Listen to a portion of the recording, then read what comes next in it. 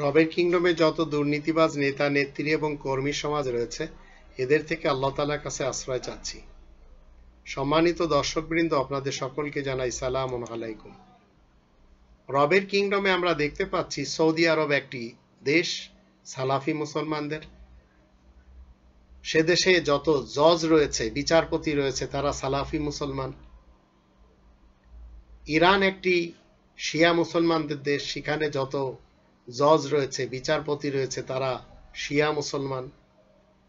পাকিস্তান, বাংলাদেশ এসব সুন্নি মুসলমানদের দেশ।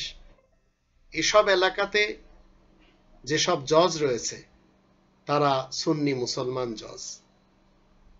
কোরআনের ৩টি আয়াতের ভিতরে বিশেষ করে আল্লাহ উল্লেখ করে দিয়েছেন ৫ নম্বর সূরা আল মাইদার ৪৪, ৪৫ এবং ৪৭ এই আয়াতগুলিতে শেষের দিকে আল্লাহ বলছেন ওমাল্লাম ইয়াহকুম বিমা আনজালাল্লাহ ফাউলাইকুমুল কাফিরুন, ওমাল্লাম ইয়াহকুম বিমা আনজালাল্লাহ ফাউলাইকুমুজ জালিমুন, ওমাল্লাম ইয়াহকুম বিমা আনজালাল্লাহ ফাউলাইকুমুল ফাসিকুন।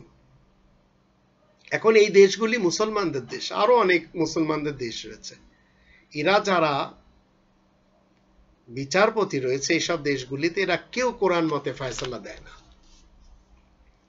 তো কোরআন মতে যারা ফয়সালা দেয় না তাদেরকে আল্লাহ কাফের, জালেম এবং ফাসেক বলেছেন।